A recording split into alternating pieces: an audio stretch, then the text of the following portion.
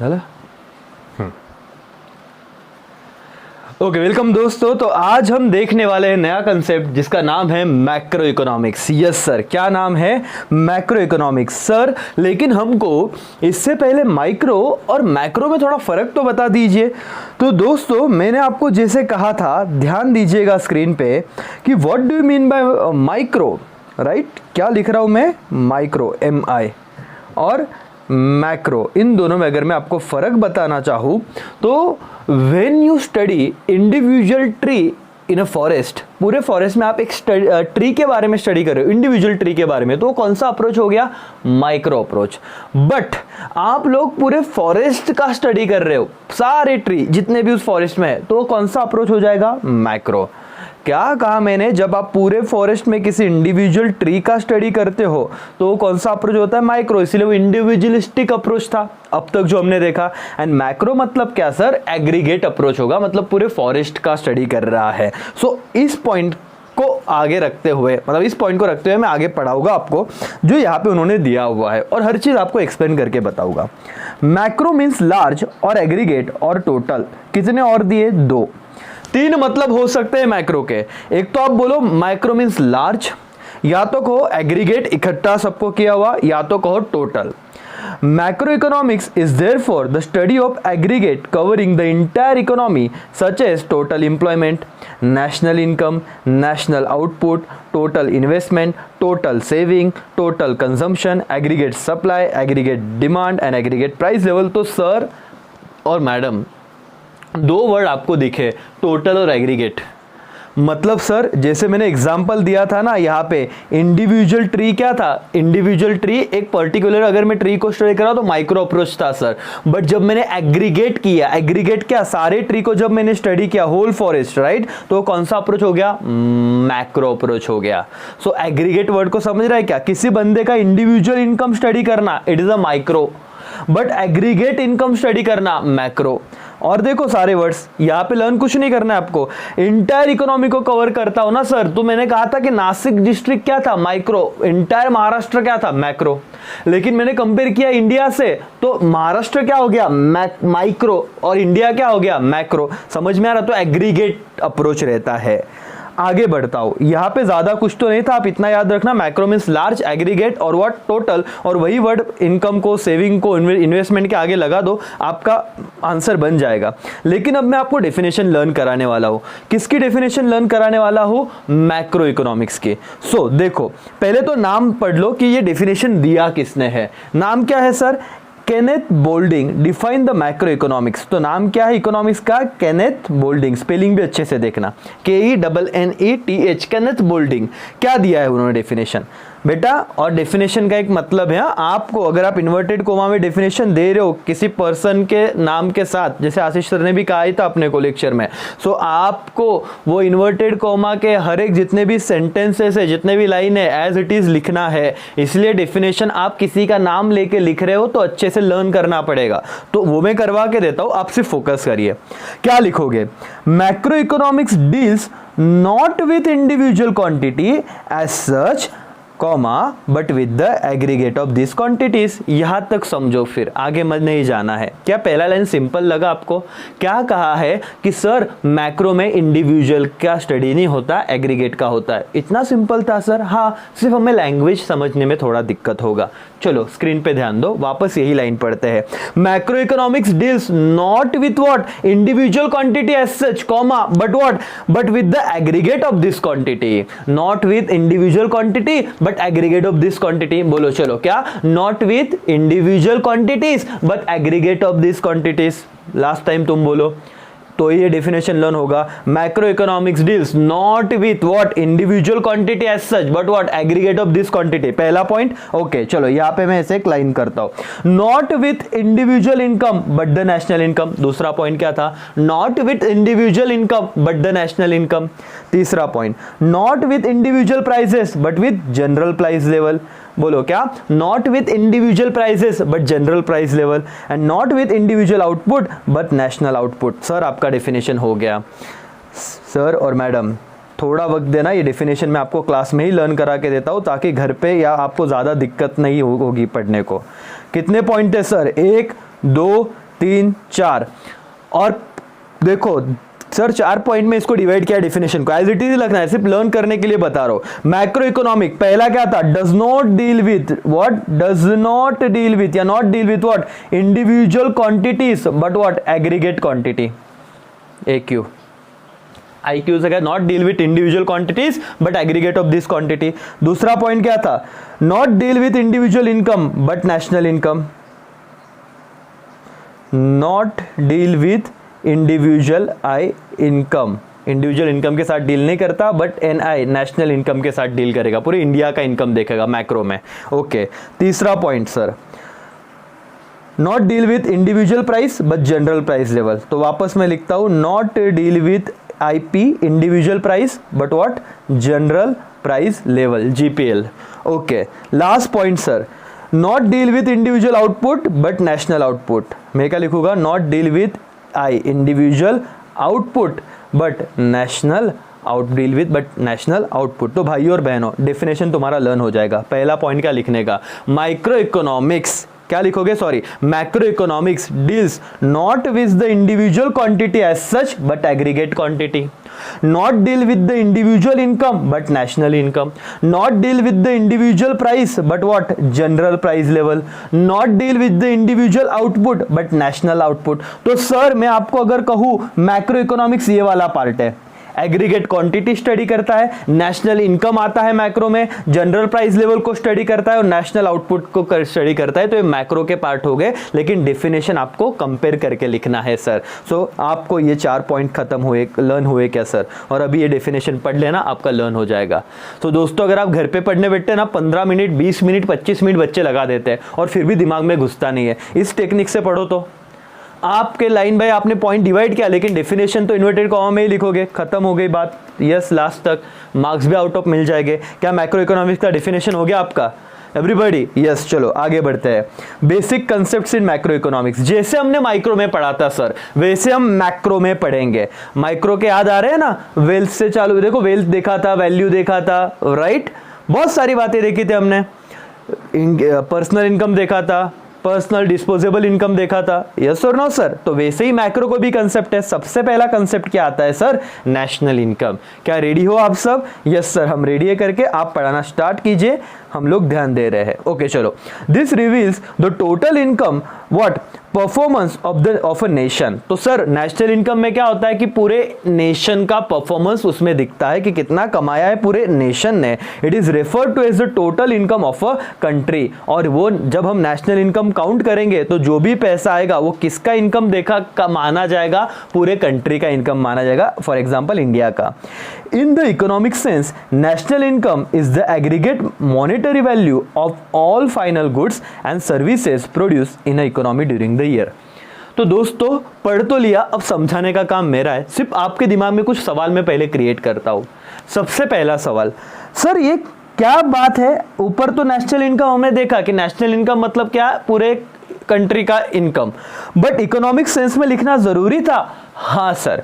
क्या लिखे sir, national income is the aggregate monetary value. यहां तक समझ गया सर, एग्रीगेट का मतलब भी समझा हमको, मॉनेटरी वैल्यू मतलब जो मनी के टर्म में उसे डिफाइन किया होगा ये भी समझा, बट आगे के पॉइंट हमको दिक्कत आई। क्या, monetary value of all final goods and services produce in economy during the year. मतलब क्या पता है सर, पूरे इंडिया में 5,000 करोड़ के गुड्स प्रोड्यूस हुए और पूरे इंडिया में 10,000 करोड़ की सर्विसेज दी गई। मतलब मैं पढ़ा रहा हूं ना तो मेरी भी सर्विस होगी। आपने मुझे फीस दिया कि नहीं दिया? हाँ सर मैंने अर्न किया ना, लेकिन कौन से कंट्री में मैंने सर्विस दे के अर्न किया? इंडिया में।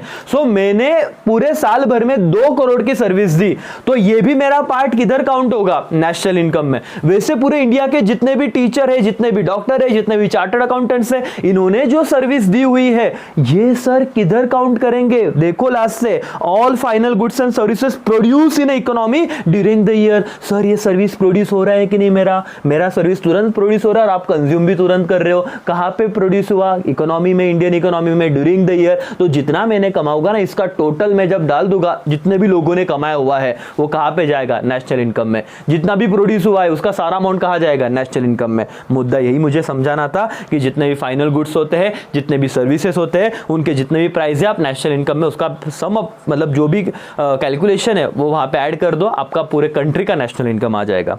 डेफिनेशन पढ़ लेते हैं और आगे तो पूरा चैप्टर है आपको 12वीं में, तब मैं समझाऊंगा, अभी लोड मत लो, अभी सिर्फ एक कंसेप्ट है करके समझ लो, 12th में पूरा चैप्टर है इस पे, तो हम पढ़ेंगे तब डिटेल में। Definition, a national estimate measures the volume of commodity and services turned out during the given period counted without duplication। yes, तो हम क्या करते हैं, एस्टिमेट आया यहाँ पे। एस्टिमेट मतलब क्या सर, अंदाजा।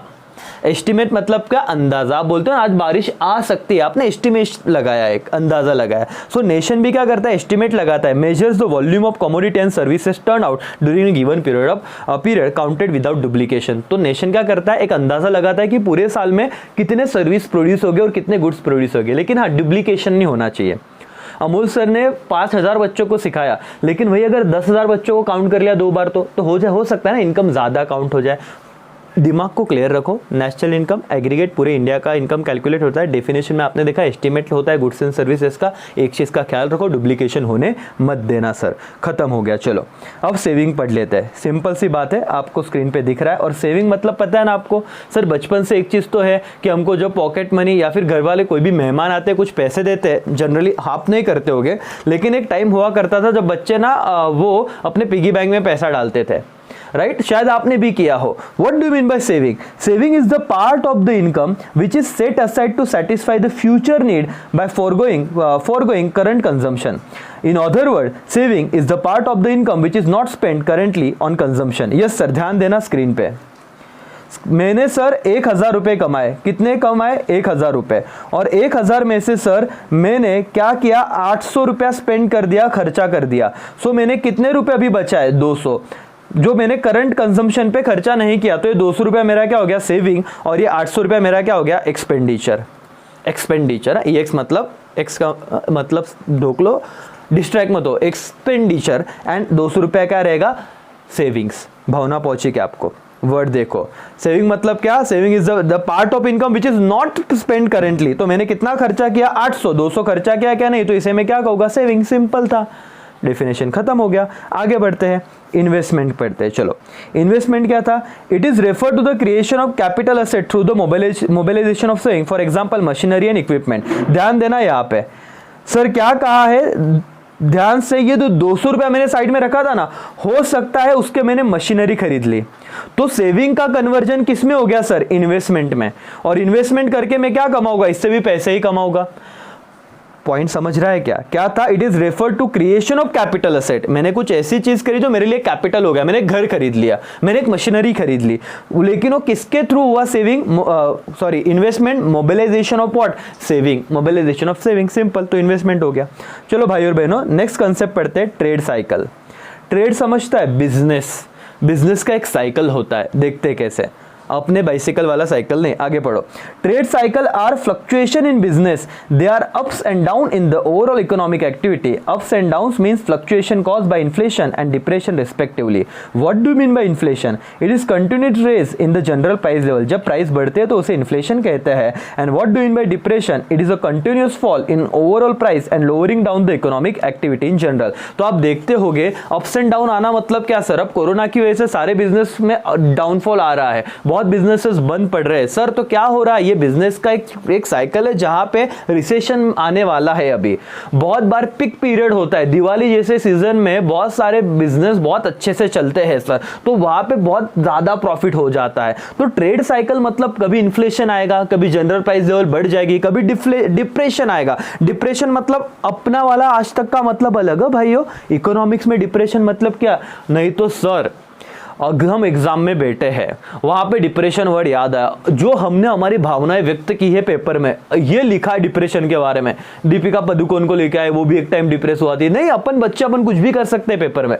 हम पूरा बुक ऐसे फेंका है हमने कि बस चेकर भी बोलेगा कि क्या लिखा है, आउट ऑफ मार्क्स दे देगा। इससे होगा क्या? नहीं। डिप्रेशन मतलब क्या इकोनॉमिक्स में? It is a continuous fall in overall price and lowering down the economics activity. जब सब चीजों के प्राइस कम होने लगते हैं, इकोनॉमी में लोगों का सेल नहीं होता, जैसे अभी देखो सब लोग घर में बंद पड़े, तो क्या कौन सा पीरियड आ रहा है? डिप्रेशन वाला पीरियड आ रहा है इकोनॉमी में। समझा? जब continuous fall in prices and what, economic activities. तो सर आपको ये भी कंसेप्ट समझा, हाँ रैपिड जा रहा हूं मैं, फास्ट जा रहा हूं, आई नो, बट इतना ज्यादा इंपॉर्टेंस नहीं है, ये आपको 12th बोर्ड में डेफिनेटली चैप्टर से इकोनॉमिक्स है, वहां पे तो अच्छे से हो ही जाएगा। सो ट्रेड साइकिल भी खत्म हो गया। Yes sir, economic growth and economic development, ये बहुत इंपॉर्टेंट कंसेप्ट है सर, ये बहुत इंपॉर्टेंट कंसेप्ट है, ये आपको समझना बहुत जरूरी है और ये अपने चैप्टर का दी एंड है। इसके बाद अपना चैप्टर खत्म हो जाएगा, फिर मेरा वीडियो आएगा एक्सरसाइज पे कि कैसे उसे सॉल्व करना है।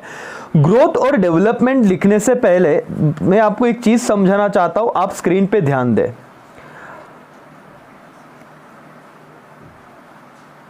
ये दो बच्चे हैं, राम एंड श्याम। सर ये दो बच्चे हैं राम एंड श्याम, ये दोनों बॉर्न हुए थे 2004 में। कब इनका जन्म हुआ था? 2004 में, करीब करीब आपके जैसे ही। अब सर अभी ये कौन सा साल चल रहा है? आप कहोगे सर 2020 चल रहा है। ओके, मुझे बताओ सर क्या इन दोनों में ग्रोथ हुई रहेगी क्या? ग्रोथ वर्ड क्या यूज किया मैंने? ग्रोथ। हाँ सर, वो 2004 से 2020 करीब करीब 15 से 16 साल इनका एज रहेगा। क्या आप अग्री करते हो? यस सर, राम का भी और श्याम का भी, राइट, राम का भी एज 15 से 16 साल रहेगा और श्याम का भी एज 15 से 16 साल रहेगा।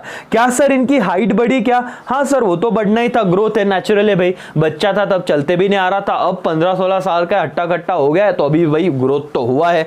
यस सर, तो याद रखना ग्रोथ तो होना ही होना है, लेकिन सर ये जो राम था ना, ये क्या हो गया पता है? 16 साल की उम्र में इसे बहुत सारी लैंग्वेजेस आने लगी।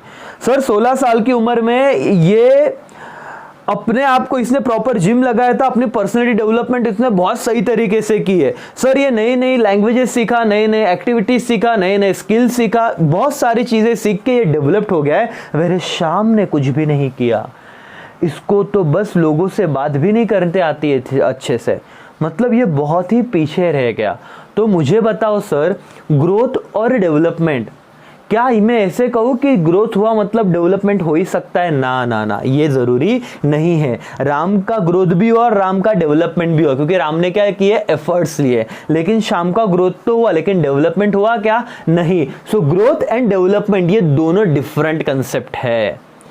ग्रोथ होना ही है, वो तो होगा ही। जब आप इंडियन इकोनॉमी पढ़ोगे ना, तो ध्यान देना कि अगर इकोनॉमी है, अगर पॉपुलेशन बढ़ रहा है, लोग बढ़ रहे हैं, आबादी बढ़ रही है, तो डेफिनेटली सेल भी बढ़ेगा, तो ग्रोथ होगा। लेकिन क्या कंट्री का डेवलपमेंट हुआ क्या? डेवलपमेंट जरूरी है सर, याद आया क्या? चलो मैंने एक बेस तो क्रिएट कर दिया, अब मैं आपको वहां पे कंसेप्ट पढ़ाता हूं, आपको समझेगा, ध्यान देना sir. The term economic growth has quantitative dimensions. Match the peers या किधर आएगा ये? Filling the blanks के लिए 1 मार्क्स के लिए आ सकता है। The term economic growth has dash dash what? Quantitative dimension. In simple word, economic growth means the increase in the real national income of the country over a long period of time. Quantitative ना, as बढ़ा था क्या राम का? Yes sir, as बढ़ा था, लेकिन श्याम का भी एज बढ़ा था क्या? हाँ, उसका भी एज बढ़ा था। क्वांटिटेटिव तो हो गया, क्वालिटी क्या था वो चेक नहीं किया। तो ग्रोथ में क्या होता है? क्वांटिटेटिव। एग्जांपल के हिसाब से बोला मैंने, इकोनॉमिक सेंस में बोलोगे तो ये रियल नेशनल इनकम काउंट करता है, जो over a period time, long period of time क्या होना है? बढ़ना चाहिए। यस सर, ग्रोथ मैंने समझा। अब हम जाते हैं डेवलपमेंट पे। कहां पे जाएंगे सर? इकोनॉमिक डेवलपमेंट पे। याद रखना sir, this is a wider concept which has qualitative dimension. भाइयों और बहनों, बहुत अच्छे से ध्यान दो इस पॉइंट पे। Economic growth has quantitative dimension, economic development has qualitative dimension. तो राम और श्याम के केस में राम को बहुत सारे लैंग्वेजेस आना, उसके पास स्किल होना, ये उसका क्वालिटी था कि नहीं था? हाँ सर, और राम के पास ये क्वालिटी था, इसलिए मैंने क्या बोला? डेवलपमेंट है राम में। सो जब जब क्वालिटी आएगा तो देखो, लर्न नहीं करना, हम इतना परफेक्ट समझ रहे हैं कि लर्निंग रट्टा मारना, मारेंगे कुछ और बच्चे रट्टा। हमें क्या करना है भाई? इतना सही तरीके से पढ़ना है कि आधी रात को नींद में से उठा के तुमको पूछे, अरे बता एक डेवलपमेंट क्या था, तुम्हारा दिमाग चला, अरे हाँ डेवलपमेंट क्वालिटेटिव डायमेंशन था, और ग्रोथ क्वांटिटेटिव डायमेंशन था। समझ रहा है ना? एज तो बढ़ने ही वाला है, नंबर क्वांटिटेटिव, और skill development that is a qualitative. Yes sir, अभी तो हम भूलेंगे ही नहीं। Good sir, Economic development implies economic growth plus progressive change in certain important variable which is determine well-being of the people, education, health, etc. Yes, तो growth तो रहेगा ही, development में growth तो बट यार इनहेरेंट है ना, तो उसका एज तो बढ़ने ही वाला है, लेकिन वो क्या करता है, एक्स्ट्रा कुछ क्वालिटी ऐड करता है डेवलपमेंट। समझा सर? इकोनॉमिक ग्रोथ हो गया, इकोनॉमिक डेवलपमेंट हो गया। देखो चैप्टर खत्म हो गया है सर, आगे नहीं, लेकिन ये डिस्टिंग्विश मैं आपको यहाँ पे करवा देना चाहता हूँ, लेकिन उससे पहले आप मुझे आंसर करो। Which of the following term is a part of microeconomics और macroeconomics? बताओ। ग्लोबल पॉवर्टी, पूरे इंडिया, पूरे दुनिया की गरीबी, माइक्रो हो गया कि मैक्रो हो गया? Sir macro. Okay. Price of a commodity, particular commodity के प्राइस की बात की है, माइक्रो। बैलेंस पेमेंट मैकेनिज्म, ये बैलेंस पेमेंट होता है मैक्रो का है सर। ये क्या कंसेप्ट है डेफिनेटली बताऊंगा आगे जब इसका रेफरेंस आएगा, तो आप कंफ्यूज मत हो। Profit of a firm, individual firm की बात की, micro. National income but obvious macro, MA. खत्म हो गया। ओके आगे बढ़ते हैं। 5 या 3 मार्क के लिए तुमको या 2 मार्क्स के लिए डिस्टिंग्विश आएगा। What do mean bye economic growth and economic development? पढ़ लेते हैं फटाफट, तो चैप्टर हमारा खत्म हो जाएगा। पहले क्या है economic growth? Economic growth means an increase in the real national income of the country. कौन सा इनकम बढ़ता है? Real national income. डेवलपमेंट क्या है? Economic development indicate economic growth तो होगा ही होगा, प्लस ये लिखना बेटा, देखो वही लैंग्वेज एज इट इज उठाई है उन्होंने, plus progressive change in the certain important variable which is determine well being of the people. जो एग्जांपल था ये वाला लाइन था ना, हमने पढ़ा, एजुकेशन था, क्या था, और देखो ये वाला लाइन हेल्थ से रिलेटेड सर्विसेज थी। तो अगर इंडिया में अच्छे अच्छे बड़े बड़े हॉस्पिटल्स आते हैं, राइट, मेट्रो ट्रेन्स आती है, तो क्या था भाई कि डेवलपमेंट का साइन था, राइट। ओके। दूसरा, growth is a narrow concept and development is a broader concept. चलो, economic growth is this concept is a narrow and quantitative, तो ये तो याद रहेगा कि नहीं याद रहेगा? Yes sir, growth is a narrow and quantitative whereas development is a broader and what qualitative concept. तो दूसरा पॉइंट तो हमें लर्न ही है।